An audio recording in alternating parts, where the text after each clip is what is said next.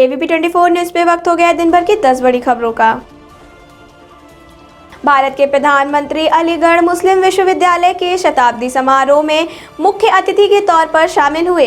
प्रधानमंत्री ने video conferencing के माध्यम से लोगों को संबोधित किया। इस शुभ अवसर पर भारत के प्रधानमंत्री ने एक डाक टिकट भी जारी किया। प्रधानमंत्री ने वहां मौजूद लोगों को संबोधित करते हुए कहा, सभी का आभार व्यक्त करना चाहता हूं। आपने AMU के शताब्दी समारोह के ऐतिहासिक अवसर पर मुझे मुख्य अतिथि के तौर पर आमंत्रित किया। आगे प्रधानमंत्री ने कहा कि देश आज इस मार्ग पर बढ़ रहा है जहां मजहब की वजह से कोई पीछे न छूटे। आप सभी को आगे बढ़ने के समान अवसर मिले। बिना किसी भेदभाव आयुष्मान योजना के तहत 50 करोड़ लोगों को 50 लाख तक का मुफ्त इलाज संभव हुआ। जो देश का है वो हर देशवासी का है। बिना किसी मतभेद के हर वर्ग तक मदद पहुंचे। बिना भेदभाव 8 करोड़ से ज्यादा महिलाओं को गैस उपलब्ध कराई गई। AMU का कैंपस अपने आप में ही किसी मिनी इंडिया की तरह नजर आता है, जहां एक तरफ उर्दू पढ़ाई जाती है तो वहीं दूसरी ओर हिंदी भी पढ़ाई जाती है। एक तरफ अरबी तो दूसरी तरफ संस्कृत की शिक्षा भी दी जाती है। बीते 100 वर्षों में इस विश्वविद्यालय ने दुनिया के कई देशों से भारत के संबंध को सशक्त करने का भी काम किया है। कोरोना संकट के समय AMU ने जिस तरह समाज की मदद की है वो अभूतपूर्व है। हजारों लोगों का मुफ्त टेस्ट करवाया, आइसोलेशन वार्ड बनवाया और PM केयर फंड्स में बड़ी राशि का योगदान दिया।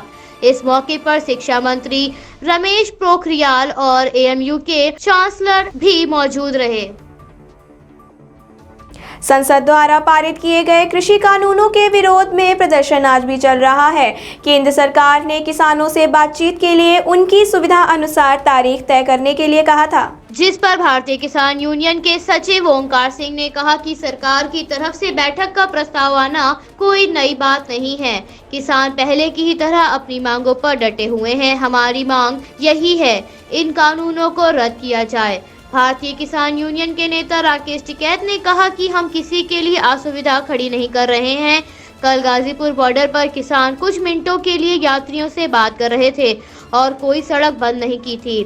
आम आदमी पार्टी के विधायक राघव चड्ढा ने कृषि कानून पर कहा कि सरकार को अपना घमंड छोड़ देना चाहिए और किसानों की मांग को मान लेना चाहिए और इन कृषि कानूनों को निरस्त कर देना चाहिए।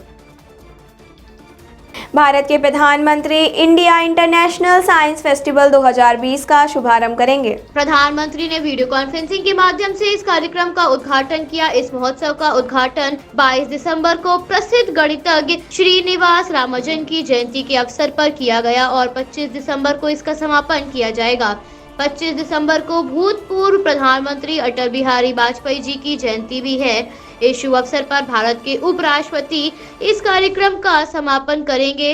केंद्रीय मंत्री डॉक्टर हर्षवर्धन ने कहा कि वर्ष 2020 विज्ञान के दृष्टिकोण से काफी अहम रहा है। इस वर्ष महामारी के संकट के बीच वैज्ञानिकों ने जिस प्रकार से मानव जीवन को बचाने के लिए विज्ञान की शक्ति दिखाई है, ऐसे में इस वर्ष को वैज्ञानिकों और विज्ञान का वर्ष कहा जा सकता है। वैज्ञानिकों की मेहनत से ही समय पर PPE किट, वेंटिलेटर जैसी चीजों की उपलब्धता हो सकी और आज भारत वैक्सीन बनाने की कगार पर खड़ा है। दिल्ली के मुख्यमंत्री ने उत्तर प्रदेश में 2022 में आयोजित होने वाले विधानसभा चुनाव लड़ने की घोषणा कर दी है, जिसके मद्देनजर आम आदमी पार्टी के कार्यकर्ता काफी सक्रिय नजर आ रहे हैं। इसी संबंध में आम आदमी पार्टी के उत्तर प्रदेश प्रभारी राज्यसभा सांसद संजय सिंह ने प्रेस वार्ता का आयोजन किया था, जिसमें उन्होंने दिल्ली के डिप्टी CM मनीष सिसोदिया के आने की जानकारी दी थी। इसके साथ ही संजय सिंह ने कहा था कि अगर मनीष सिसोदिया पर किसी भी प्रकार का हमला हुआ तो उसकी जिम्मेदारी योगी सरकार की होगी। मनीष सिसोदिया चुनाव के मद्देनजर आज लखनऊ पहुंचे और शिक्षा सहित अन्य मुद्दों पर चर्चा के लिए उन्होंने उत्तर प्रदेश के मुख्यमंत्री और दिल्ली के मुख्यमंत्री द्वारा किए गए विकास कार्यों की खुली बहस पर चुनौती को स्वीकार कर लिया और इसी संदर्भ में आज वो चुनौती को स्वीकार करते हुए उत्तर प्रदेश की राजधानी पहुंच गए हैं। अब शिक्षा, बिजली, पानी और रोजगार के क्षेत्र में हुए विकास की चर्चा की जाएगी। कोरोना महामारी के मद्देनजर सरकार जनता से बार बार कोरोना प्रोटोकॉल के नियमों का पालन करने की अपील कर रही है। मास्क लगाना अनिवार्य कर दिया गया है। लेकिन ऐसे में महाराष्ट्र के पुणे शहर में भाजपा विधायक की शादी में सोशल डिस्टेंसिंग के नियमों की धज्जियां उड़ती हुई साफ देखी गयी। शादी में सैकड़ों की तादाद में वरिष्ठ नेता शामिल थे जिन्होंने मास्क नहीं पहन रखा था। महाराष्ट्र भाजपा प्रमुख चंद्रकांत पाटिल और सूबे के पूर्व मुख्यमंत्री देवेंद्र फडणवीस भी बिना मास्क के लोगों के बीच नजर आए। सोलापुर जिले के मालशिरस विधानसभा क्षेत्र से पहली बार विधायक बने राम सतपुते ने रविवार को पुणे के एरंडवेन इलाके में शादी की। कोरोना प्रोटोकॉल के नियमों की साफ धज्जियां उड़ती हुई इस शादी के समारोह में नजर आए। महाराष्ट्र सरकार के अनलॉक दिशा निर्देशों के अनुसार शादी समारोह में 50 लोगों को ही शामिल होने की अनुमति दी गई थी, लेकिन समारोह में सैकड़ों की तादाद में लोग नजर आए और किसी ने भी मास्क नहीं पहन रखा था।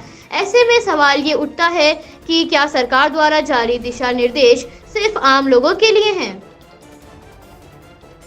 ब्रिटेन में कोरोना की घातक किस्में पाई जाने के मद्देनजर दिल्ली के मुख्यमंत्री ने ऐलान किया कि ब्रिटेन से हवाई यात्रा के जरिए लौटे सभी यात्रियों का कोरोना टेस्ट अनिवार्य किया जाएगा और फिलहाल ये व्यवस्था 2 सप्ताह तक लागू की गई है। दिल्ली के मुख्यमंत्री ने केंद्र सरकार से भी ब्रिटेन से आने वाली तमाम अंतर्राष्ट्रीय उड़ानों पर प्रतिबंध लगाने की मांग की थी, जिस पर सरकार ने हामी भरते हुए नागरिक उड्डयन मंत्रालय ने कहा कि ब्रिटेन से आने वाली सभी उड़ानों को अस्थायी रूप से 31 दिसंबर तक रद्द कर दिया गया है। दिल्ली एयरपोर्ट पर सभी यात्रियों का कोरोना टेस्ट किया गया। सोमवार से ब्रिटेन लौटे 200 से अधिक यात्रियों का कोरोना टेस्ट किया गया, जिसमें 6 यात्री कोरोना पॉजिटिव निकले। भारत समेत कई अन्य देशों ने भी ब्रिटेन से आने वाली फ्लाइटों पर प्रतिबंध लगा दिया है।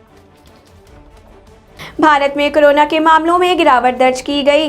केंद्रीय स्वास्थ्य मंत्रालय से प्राप्त जानकारी के अनुसार पिछले 24 घंटों में कोरोना के 19,556 मामले सामने आए हैं। भारत में कुल संक्रमितों का आंकड़ा लगभग 1 करोड़ को पार कर गया है, तो वहीं 301 लोगों ने इस महामारी के कारण अपनी जान गंवाई है, जिससे मरने वालों का आंकड़ा लगभग 1 लाख को पार कर गया है। वहीं 96 लाख लोगों के संक्रमण मुक्त होने के कारण इस महामारी को मात देने वालों का दर बढ़कर 95.65% हो गया है। ब्रिटेन में कोरोना वायरस की एक नई किस्म पाए जाने से विश्व में एक बार फिर से संकट मंडरा रहा है। ब्रिटेन में इसे काबू पाने के लिए सख्त लॉकडाउन की घोषणा की गई है। ऑस्ट्रेलिया, इटली समेत कई देशों में वायरस के नए रूप के मामले सामने आ रहे हैं, जिसके मद्देनजर WHO ने कहा अभी नए प्रकार का वायरस बेकाबू नहीं हुआ है, इस पर नियंत्रण पाया जा सकता है। हालांकि ये नए प्रकार का वायरस काफी तेजी से फैल रहा है और इस पर मौजूदा वैक्सीन का कोई असर नहीं हो रहा है। नए प्रकार के संक्रमण को लेकर WHO ने लोगों को सावधान रहने की चेतावनी दी है। WHO के आपातकाल विभाग के प्रमुख माइकल ने प्रेस कॉन्फ्रेंस में कहा कि कोरोना महामारी की शुरुआत के दौरान हमने कई जगहों पर इससे भी ज्यादा संक्रमण दर देखा है। इसे नियंत्रण में लाया जा सकता है। कोरोना संक्रमण दिन पर दिन बढ़ता जा रहा है। ऐसे में कुल्लू, कांगड़ा, मंडी और शिमला जिले में 5 जनवरी तक रात्रि कर्फ्यू लगा दिया गया है। क्रिसमस से पहले हटाए जाने की आशंका जताई जा रही है। 23 दिसंबर को दोपहर 3 बजे प्रस्तावित हिमाचल मंत्रिमंडल की बैठक आयोजित की जाएगी, जिसमें रात्रि कर्फ्यू को लेकर बड़ा फैसला लिया जा सकता है। हिमाचल प्रदेश के ग्रीष्मकालीन छुट्टियों वाले सरकारी स्कूलों में जनवरी के महीने में छुट्टियां आयोजित होंगी या नहीं, इसके लिए अभी कोई ठोस फैसला नहीं लिया गया है। 9वीं और 12वीं क्लास के छात्रों के लिए स्कूल खोलने का कैबिनेट में प्रस्ताव रखा जाएगा। शिक्षा विभाग ने 3 विकल्पों के साथ एक प्रस्ताव तैयार कर सरकार को भेज दिया है। आगामी दिनों में सरकार इस पर फैसला ले सकती है। शिक्षा विभाग के प्रस्ताव के अनुसार जनवरी के महीने में ग्रीष्मकालीन स्कूलों में बोर्ड कक्षा 10वीं और 12वीं कक्षा के विद्यार्थियों को विद्यालय बुलाया जा सकता है। अगर विद्यार्थी स्कूलों में आते हैं तो स्कूलों में सोशल डिस्टेंसिंग के नियमों का पालन करते हुए उन्हें बैठाया जाएगा। ट्रंप सरकार ने चीनी और रूसी कंपनियों पर एक सूची लागू की है, जिसके अनुसार उन्हें अमेरिकी वस्तु और टेक्नोलॉजी की एक विस्तृत श्रृंखला को खरीदने से प्रतिबंध लगा दिया गया है। अमेरिकी वाणिज्य विभाग ने उन कंपनियों की सूची तैयार की है जो चीनी और रूसी सेना से जुड़ी हैं। इस सूची में commercial aircraft corporation of China, Texas स्थित TTI इंक और कोलोराडो की एरो इलेक्ट्रॉनिक्स शामिल हैं। 103 संस्थानों का नाम इस सूची में है, जिसमें से 58 चीनी सेना से जुड़े हैं, तो वहीं 45 संस्थान रूसी सेना से। वाणिज्य सचिव विल्बर रॉस ने कहा कि ये कार्यवाही सैन्य दखल को खत्म करने के लिए की जा रही है। इस सूची को वाणिज्य विभाग की वेबसाइट पर जारी किया गया है। सब्सक्राइब कीजिए हमारे न्यूज चैनल को और बेल आइकन को प्रेस करना ना भूलें ताकि हमारे नए वीडियोस का नोटिफिकेशन आपको मिलता रहे।